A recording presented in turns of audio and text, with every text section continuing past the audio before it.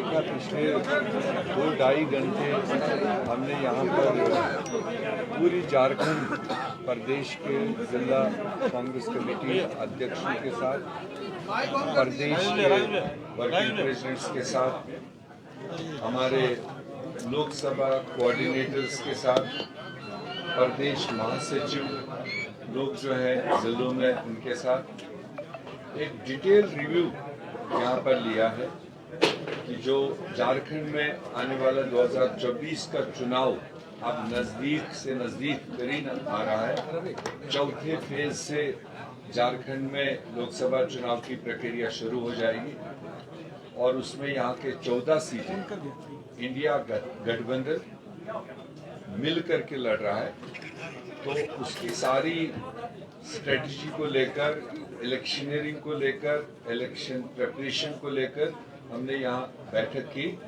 मुझे खुशी है कि जो भी हमारे ग्राउंड पर काम करने वाले ये सारे सिपहसालार है, पार्टी के जिम्मेदारान हैं और हमारे इस बीच में जो 2 हमारे सीनियर साथी पार्टी ज्वाइन किए थे, रामदयाल चौधरी जी और जयप्रकाश पटेल जी, वो भी मौजूद थे। तो एक अच्छा लगा कि कंप्लीट टीम ग्राउंड पर तैयारी के साथ में, booth level, block level, district level preparations के साथ में हम 2024 चुनाव को लेकर के आगे जाने के लिए तैयार हैं। एजेंडा क्लियर है, हमारी मतलब नीति क्लियर है, हमारा सोच क्लियर है और लोगों के इश्यूज क्या हैं जिनकी कांग्रेस नुमाइंदगी करें। वो कांग्रेस मैनिफेस्टो भी तकरीबन सबके पास पहुंच चुका है जिसको लोगों तक लिया जाएगा। और जो कांग्रेस की गारंटीज 5 गारंटीज, 5 न्याय गारंटीज जो दी है, उसके तहत जो 25 गारंटीज डिफाइन की गई है, चाहे वो युवाओं के लिए हो, महिलाओं के लिए हो, किसानों के लिए हो, पसमानदा लोगों के लिए हो, मजदूरों के लिए हो, ये 5 बड़े सेगमेंट डिफाइन किए गए हैं। और उसमें इंडिया गठबंधन पावर में आता है, कांग्रेस पावर में आता है। हम इन दबे कुशल तबकों के लिए क्या करने जा रहे हैं, वो सारी गारंटीज लोगों के पास है। मेरे ख्याल से सबको क्लियर है, उसको लेकर डिटेल डिस्कशन हुआ।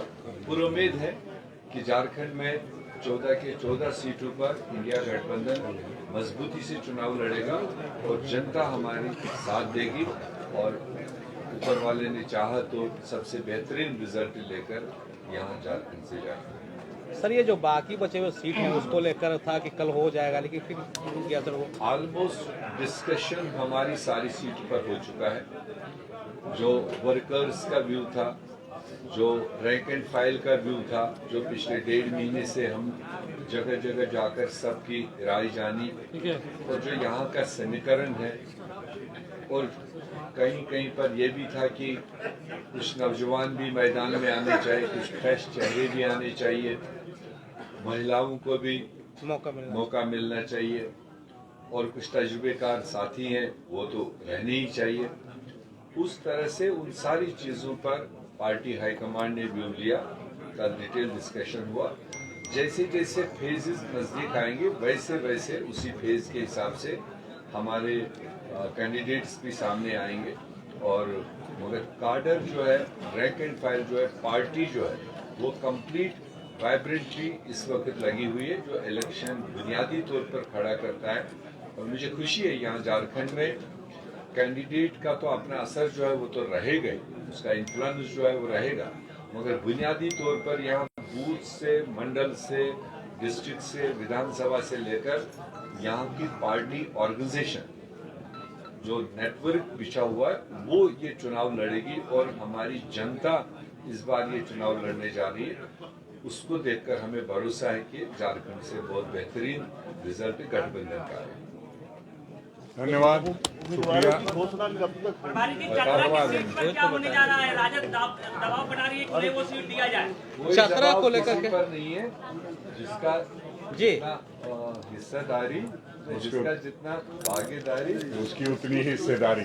तो क्या राजद बैकफुट पर अब आएगी नजर? कोई बैकफुट पे नहीं है, सब फ्रंट फुट पे खेलेगा। राजद, जेएमएम, कांग्रेस, बैठ के ना बोलना, सीपीआईएमएल बैठ के ना हो गया।